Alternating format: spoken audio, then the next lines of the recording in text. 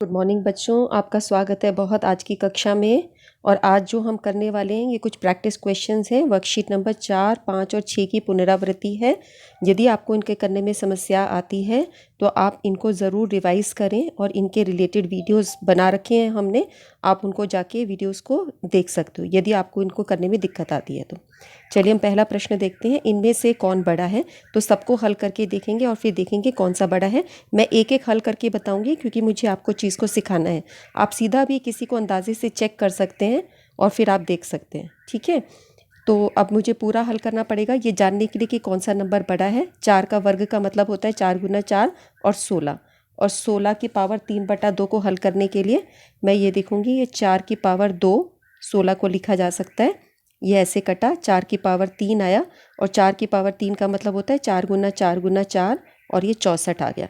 तो अभी तक मेरा ये नंबर बड़ा आया है 64 और इसका उत्तर आया मेरा 16। इसको मैं नोट करके रखती हूँ क्योंकि मुझे सबसे बड़ा नंबर चूज़ करना है। उसके बाद है 1/64। 1/64 को जब मैं हल करूँगी, आप ये देख रहे हो कि ऊपर ये जब घातांक माइनस में होता है तो उसको प्लस बनाना होता है, तो इधर वाले नंबर का व्युत्क्रम ले लेते हैं तो घातांक आपका प्लस में हो जाता है, ठीक है। तो अब ये जब हमें 64 को किसी तरह 3 की पावर में दिखाना है तो 64 किसकी पावर होता है, हमने देखा तभी 4 को 3 बार गुना करने पे, तो 4 की पावर 3 64 होता है। ये हल कर दिया तो इसका उत्तर आ गया 4। इस प्रकार से अगला नंबर देखते हैं 256, उसकी पावर है 1/-4।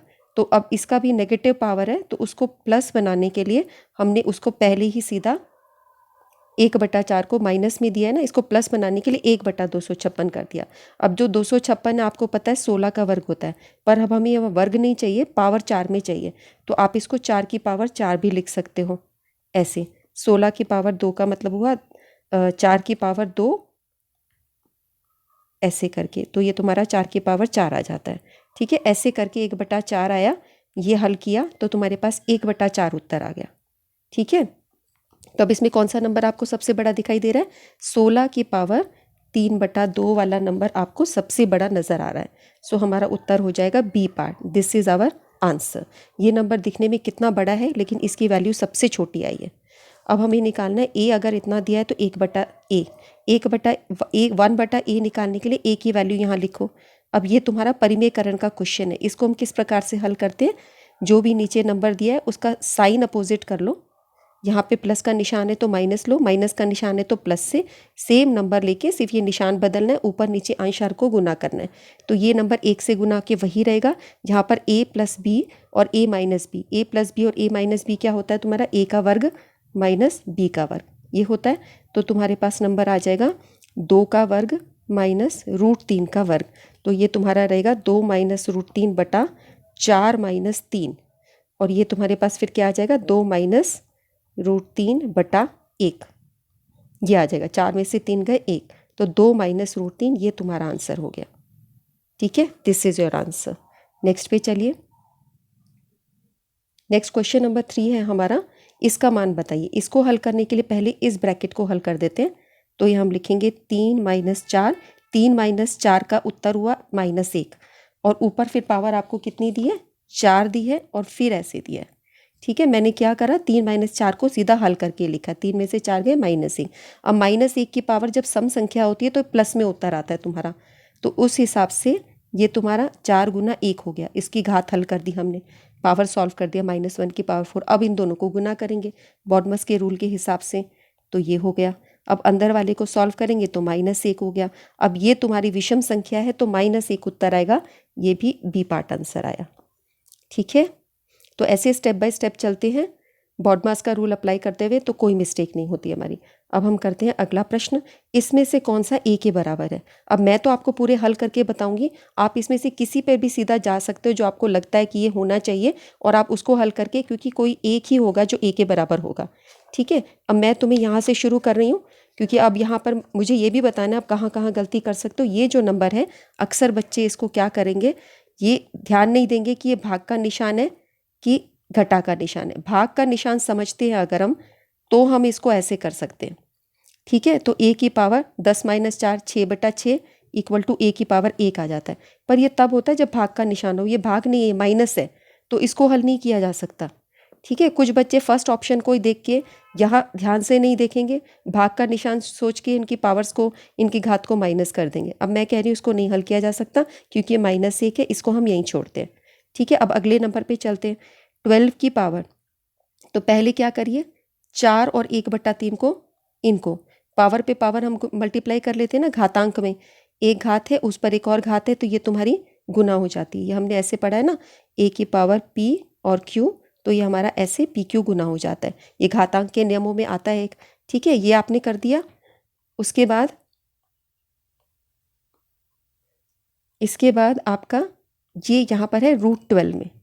ठीक है, अब इस √12 को जब हम करते हैं इसका अर्थ होता है 1/12, यानी कि 12th रूट है इसकी, तो 1/12। अब इसको 4 से हल कर दीजिए, 4 तिया 12, तो 1 की पावर 1/9 उत्तर आ गया। सो a की पावर 1/9 आया, a नहीं आया। ठीक है, तो अब हम तीसरे पर ट्राई मारते हैं कि तीसरे में क्या आ रहा है। तीसरे में हमें वर्गमूल का निशान दिख रहा है। वर्गमूल क्या होता है, 1/2। जब उसको घातांक में लिखते हैं तो वो तुम्हारा 1/2 होता है। तो मैंने वर्गमूल का निशान हटाया और 1/2 लिख दिया।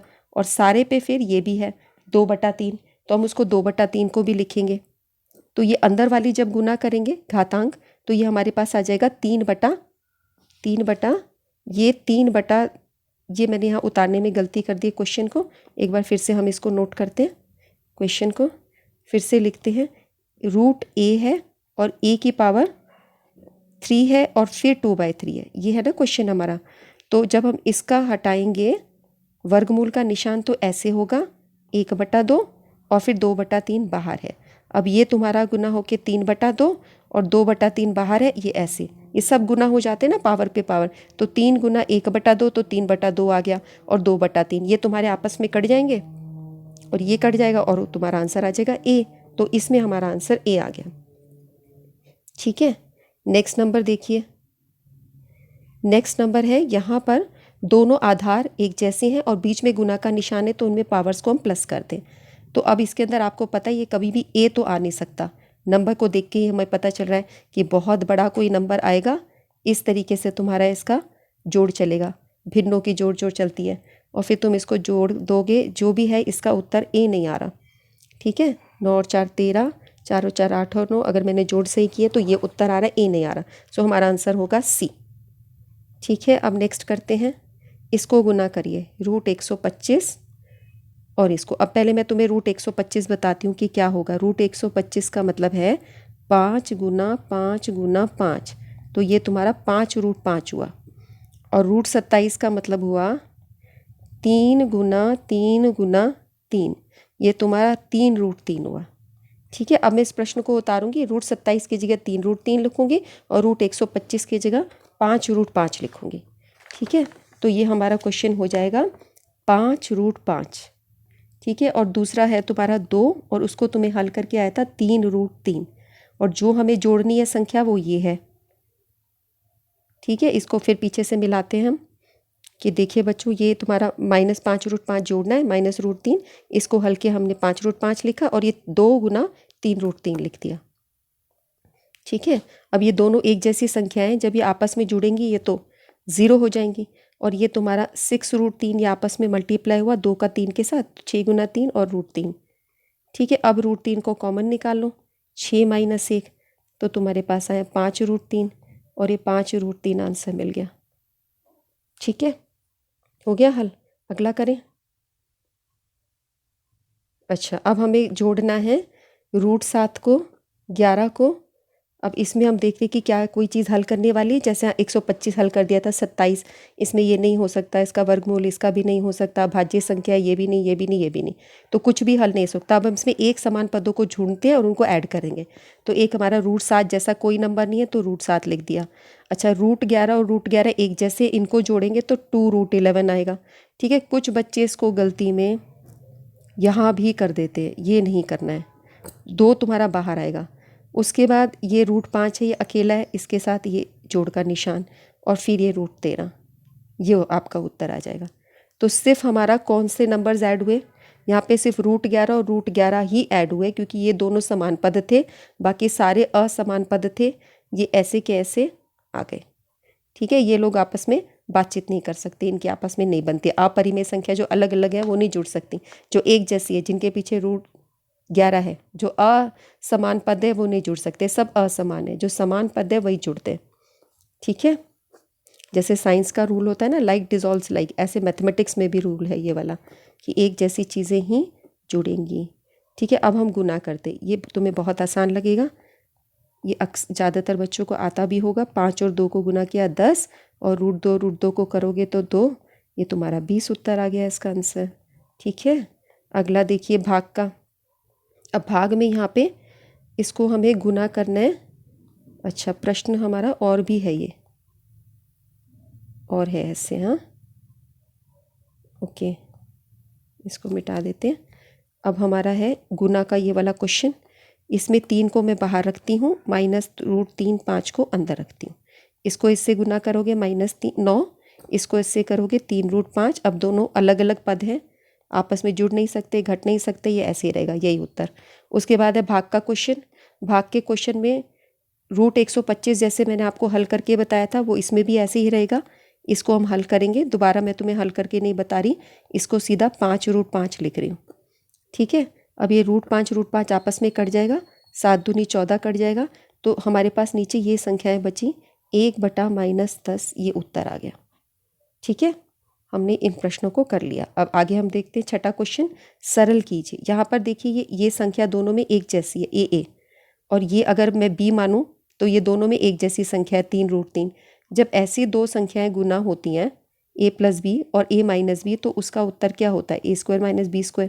ये रूल हमने किया है ना, a+b और a-b की गुना का उत्तर होता है a² - b²। तो हम सीधा इनका वर्ग करते हैं, तो 2√2 का वर्ग होगा और -3√3 का वर्ग होगा। 2 का वर्ग देखें आप क्या आएगा, 4, और √2 का वर्ग क्या आएगा, 2। तो 4 × 2, यहाँ पे 3 का वर्ग आएगा 9। ठीक है, तो ये गलत लिखा मैंने, ये होगा तुम्हारा 9 × 3, तो ये तुम्हारा 8 - 27 होगा, और इसको घटा करके क्या आएगा बच्चों, -19 आंसर आ जाएगा। क्या आएगा, 17 में से 8 गए, 19 आंसर आ जाएगा ना। 19 और 8 27 होता है, मैंने घटा सही किया ना, 19 और 8 27, सो ये हमारा आंसर आएगा 19। ओके, नेक्स्ट चलते हैं। नेक्स्ट क्वेश्चन है, यहाँ पर a - b का वर्ग ये लगाओगे, तो ये किसके बराबर होता है, a का वर्ग -2ab + b का वर्ग। ये फॉर्मूले याद होने चाहिए, तो उसके हिसाब से √2 8 का वर्ग -2 × 2√8 और 3√2 + b का वर्ग 3√2 का वर्ग, 4 × 8, और ये तुम्हारा देखो 2 का वर्ग हुआ 4, √8 का वर्ग हुआ 8, 2 दूनी 4, 4 तिया 12। ठीक है, तो ये तुम्हारे इस तरह से 12 हुए, और √8 और √2 गुना होके 16 हुए। ये ध्यान रखना, 2 दूनी 4, 4 तिया 12, और √8 और √2 एक जैसे, ये गुना हो गए, √16 हो गए। ठीक है, और ये तुम्हारा हुआ 3 का वर्ग हुआ 9, और √2 का वर्ग हुआ 2, सो ये 9 × 2, सो ये तुम्हारा यहाँ 32 हो जाएगा। अच्छा, अब यहाँ पर ये √16 को 4 लिखा जा सकता है ना, √16 क्या होता है, 4 × 4, तो इस वर्गमूल हट जाएगा, और ये 9 दूनी 18। ठीक है, अब आगे हम इनको जो एक जैसी संख्याएं हैं हम उनको जोड़ लेते हैं, तो हमारे पास आया 32 - 12 4 = 48 और +18। इन दोनों को जोड़ेंगे तो क्या आएगा, 8 और 2 10, 50 -48 करके 2 आंसर आ जाएगा। सो इसका आंसर हमारे पास आया 2। ठीक है, नेक्स्ट लेते हैं।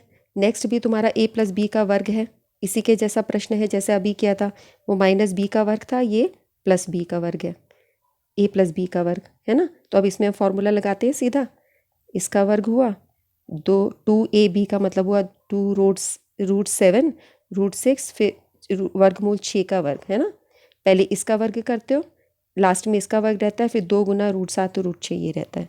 अब √7 का वर्ग क्या होगा, 7, यहाँ पर क्या होगा, सिर्फ वर्गमूल वाले आपस में गुना होंगे, और ये 6, फिर ये 7 और 6 आपस में जुड़ सकते हैं, वो नंबर तुम्हारा ऐसे ही रहेगा अलग, और इसका वर्ग भी, ये भी तुम हल नहीं कर सकते, जैसे √16 का कर दिया था, ये नहीं किया जा सकता, ये इसी प्रकार रहेगा। तो हमारे पास 7 और 6, 16 गलत लिख दिया, फिर मैंने 7 और 6 होगा 13। ठीक है, 7 6 13, 2√42। ओके, नेक्स्ट आप देखिए, नेक्स्ट है यहाँ पर गुना करना है। अब इसमें एक ब्रैकेट को मैं इसको ओपन करती हूँ, इसको क्लोज रखूँगी, यानी 6 को पहले मैं 2 + √3 से गुना करूँगी, -√2, 2 + √3 से करूँगी। इसको इससे किया 12, इसको इससे करोगे 6√3, 2 को √2 से करोगे -2√2, इसको इससे करोगे -√6। ठीक है, अब देखो कौन सी एक जैसी पद हैं जो जोड़े जा सके। 12 जैसा कोई नहीं है, √3 जैसा कोई नहीं, √2 जैसा, √6 कोई नहीं। ये सारे अलग असमान पद हैं, ये सब नहीं जुड़ सकते, यही हमारा आंसर आएगा। 4 अलग अलग प्रकार के नंबर्स आ गए, ये आपस में नहीं जुड़ सकते। ठीक है, ये चारों प्रश्न पूरे हो गए हैं, सरल कीजिएगा।